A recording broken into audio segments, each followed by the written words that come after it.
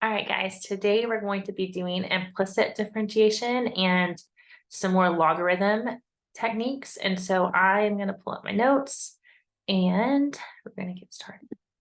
So implicit, what does that mean?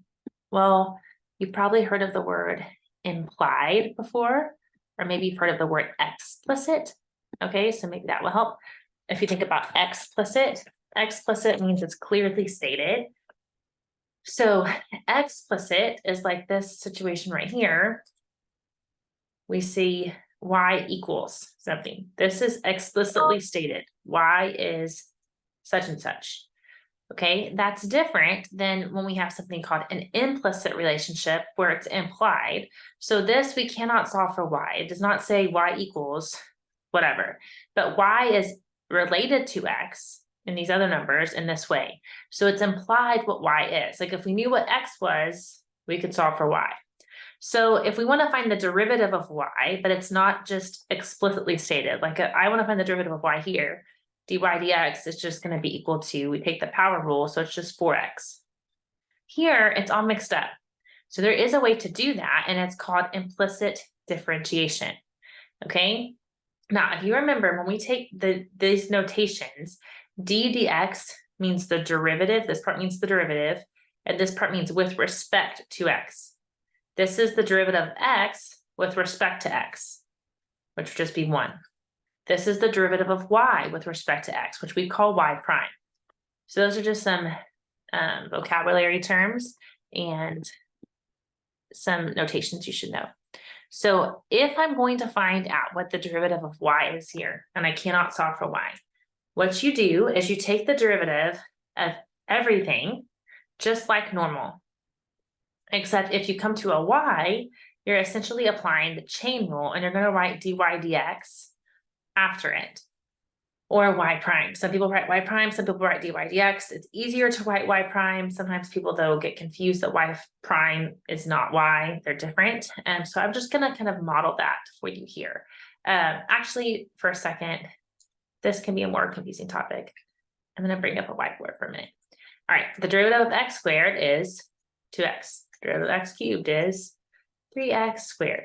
The derivative of sine of x, cosine of x. The derivative of e to the 2x would be e to the 2x times 2. Just kind of a refresher here, right? Here's some derivatives. Now, technically, I could always write dx after each of these, like applying the chain rule. The derivative of x with respect to x. But what's the derivative of x with respect to x? 1. So I don't need to write that, okay? So, but if I have y squared, I would say the derivative is 2y times the derivative of y with respect to x. If I had y cubed, I would say the derivative is 3y squared times the derivative of y with respect to x. Sine of y would be cosine of y times the derivative of y with respect to x. E to the 2y would be e to the 2y times 2, because that's the derivative of 2y, and then dy dx. Basically, anytime you're going to write down the derivative of y, you literally write down derivative of y. That's what this is. You could also do y prime. They're interchangeable. So if you want to say 2y y prime instead of dy dx, you can do that. But I think it's helpful just to see that these derivatives are very similar, right? They're the same as if I'm taking the derivative with respect to x, but I always have this term after, and it's basically because of the chain rule. You're multiplying by the derivative of what's inside. Let's go back to the notes with that knowledge. So if I take the derivative of this, the derivative of 2x would be 4x, plus the derivative of y squared is going to be 2y times dy dx equals the derivative of 16y, which is just 16. But since we're taking the derivative of y, we write dy dx. And the derivative of 7 is 0. Now, after I've done this, my job is to get everything that has y prime or dy dx on one side. You can move to the left or the right. I'm going to just move this one over here because I just have to do one thing, move over one thing in that case. So I'm going to subtract it. And you move by adding or subtracting or multiplying and dividing, doing the opposite of the operation that's been done over here, right? So then I'm going to be left with 4x equals 16 dy dx minus 2y dy dx. And now if you notice, I have dy dx in both of these terms. And so what can I do with that dy dx? I can factor that dy dx out and I'll be left with 16 minus 2y. And on this side, I have 4x. And so if I want to solve for dy dx, all you do is divide by 16 minus 2y. And so I get this as my expression. It's going to look ugly when you do implicit differentiation. This is what the derivative is. At any point on this curve, the derivative is 4x divided by 16 minus 2y. So that's how you do that type of problem. So let's practice a few more. So you take the derivative. First step, you take the derivative of everything. And anytime you take the derivative of something with a y, you write dy dx. I'll do y prime on this one just for something different. Here, you always have to watch out for the product rule. A lot of times students completely forget to do the product rule. Just do not forget the product rule. I'm going to do minus 2, and then I'm going to group that I'm going to do x and y by itself. So I put parentheses because it's going to have two terms in the product rule, and I want to be able to distribute that -2 to both. So if we're differentiating x times y, you do the derivative of x, which is 1, times y, plus the derivative of y, which I'll write y prime this time, times x. So derivative of the first times the second plus the derivative of the second times the first. But they both are going to be multiplied by that -2 equals the derivative of 5 is 0. A lot of times people forget this and they accidentally just write 5 on that right side if you have a constant. So be careful with that.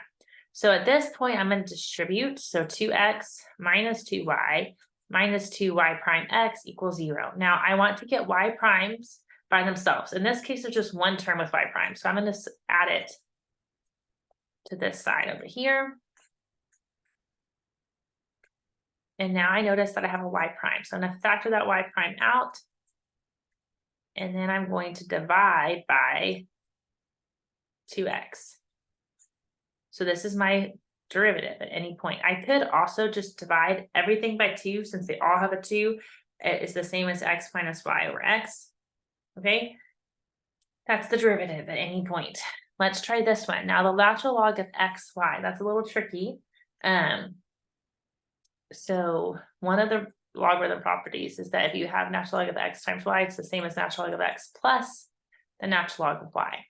So you could separate it if you want to not have to use the product rule, which I recommend. And then you're going to take the derivative. The derivative of x, natural log of x is 1 over x. The derivative of natural log of y, that's going to be the derivative of y over y. Remember, it's the derivative of this stuff over the stuff. It's the derivative of y over y. Plus the derivative of 5x is 5 equals the derivative of 30 is 0. So move the stuff that doesn't have y prime over. So that would be -5 minus 1 over x, and then multiplied by y. So we get that y prime equals this stuff over here. You could distribute the y to both things or leave it outside, it doesn't matter.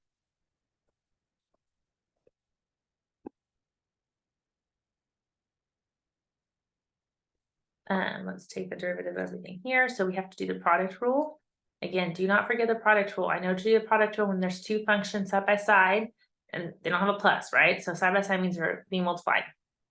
So derivative of y times e to the x plus the derivative of e to the x times y minus the derivative of 2x, which is 2, plus the derivative of y, which is y prime equals 0.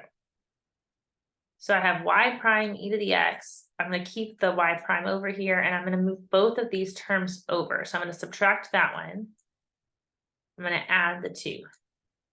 Now, both of these terms have a y prime. Remember, we do that on purpose. So I can factor out y prime. And then I'm going to divide by e to the x plus 1.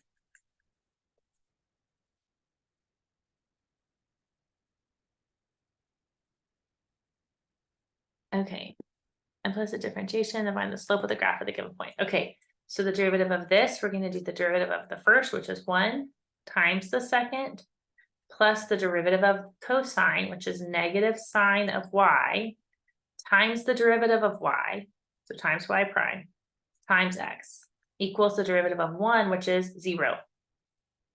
So I have cosine of y. I'm going to write this to look a little nicer. I'm going to put minus y prime x sine y equals 0. And at this point, I don't have to isolate y because it gave me a given point. So I'm going to just plug in these values and see what I get. So cosine of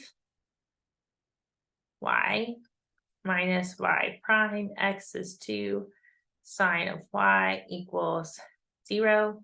So at pi over 3, that's here. We went over a little bit, up a lot. So it's 1/2 root 3 over 2. So cosine is 1/2. Sine is root 3 over 2. So these cancel. So 1/2 equals y prime square root of 3. And then we're going to divide by square root of 3. So y prime is equal to 1 over 2 square roots of 3. Or if you want to rationalize that, that would be the root 3 over 2 times 3, so over 6.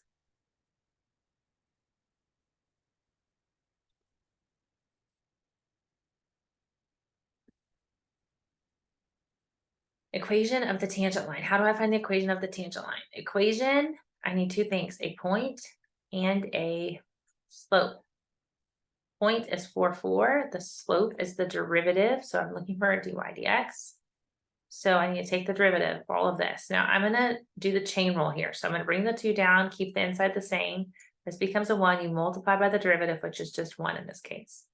Plus 2y minus 3, and then multiply by the derivative of this, which is y prime equals the derivative of 37, 0. So at this point, I'm just going to go ahead and plug in the x and the y, which are both 4. So I have 6 times 2 is 12 plus 1, so that's 2y prime equals 0. So 2y prime equals negative 12. So y prime equals negative 12 divided by 2, or negative 6. So your equation is y minus the y coordinate equals the slope times x minus the x coordinate.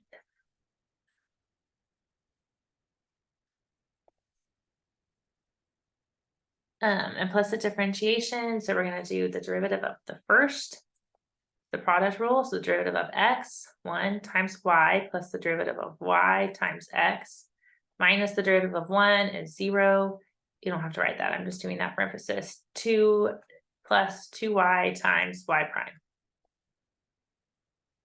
Okay, so let's solve for y prime. So we're going to move this y over and move this term with y prime over here. So y prime x minus 2y y prime equals 2 minus y. Both of these have a y prime. And then you divide.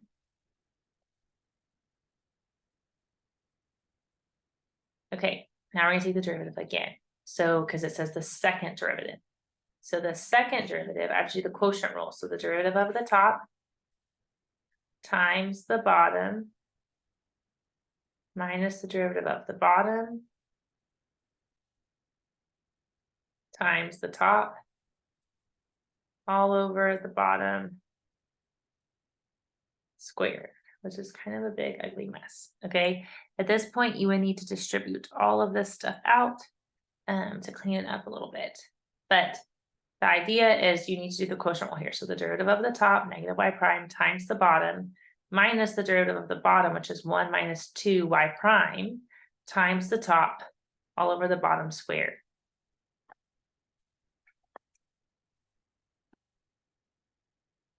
The normal line.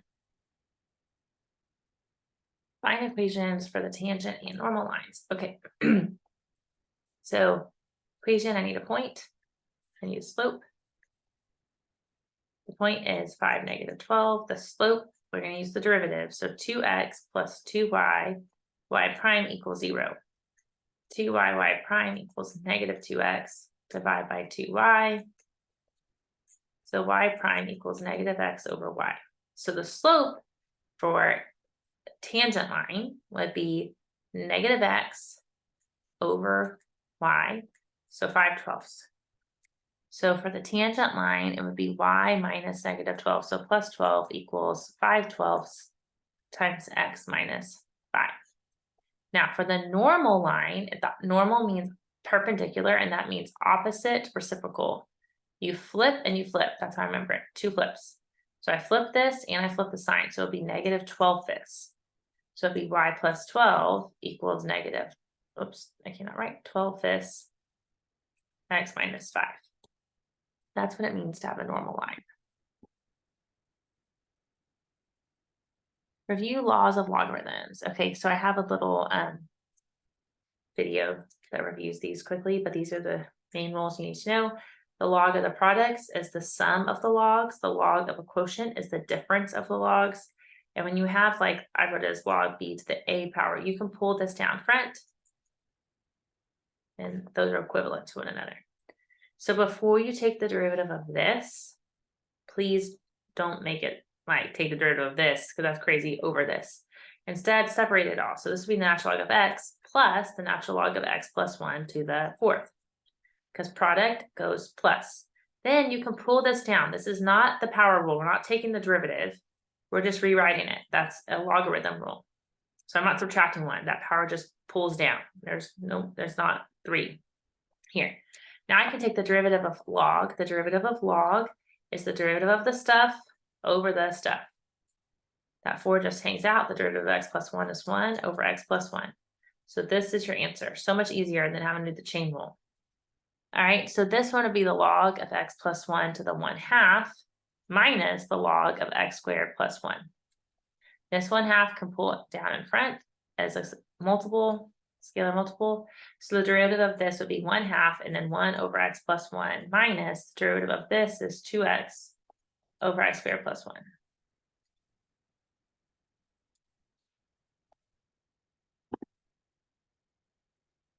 Now it's saying we can use those properties to find logarithm differentiation. Okay. So I took the log of both sides.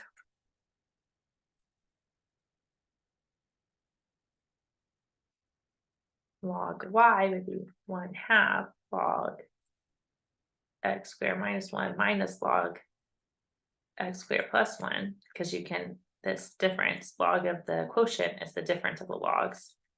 Okay, and then what we're going to do is take the derivative. So the derivative of log y would be y prime over y goes 1/2, and then the derivative of this would be 2x over x squared minus 1 minus 2x over x squared plus 1.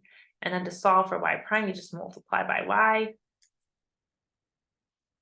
So y prime is equal to this, and you can even plug back in what y is. So you could say that y prime is equal to 1/2 2x over x squared minus 1 minus 2x over x squared plus 1 times y, which is the square root of x squared minus 1 over x squared plus 1.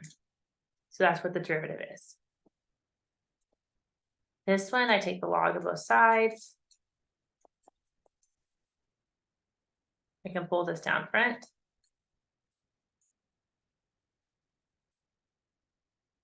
The derivative of log y would be y prime over y. The derivative of this is the quotient rule, okay, or the product rule, but I'm going to make it the quotient rule. Derivative of the top times the bottom minus the derivative of the bottom times the top all over the bottom squared. And so then you're going to multiply by y. Whoops, not y prime, y. So that would be x over 1 plus x minus natural log of 1 plus x over x squared times y, which is 1 plus x to the 1 over x. You could get rid of this fraction if you want by doing a common denominator, or you can multiply the top and bottom by 1 plus x. If you do that, that will cancel out here. So you would get x minus 1 plus x times ln of 1 plus x. And then it would be, because those would cancel, and then over x squared times 1 plus x times 1 plus x to the 1 over x. not a very pretty answer, but that's the answer. I think we're almost done. No, that's it. Okay. So please let me know, as always, if you have any questions, make use of the Ask My Instructor within WebAssign. Good luck.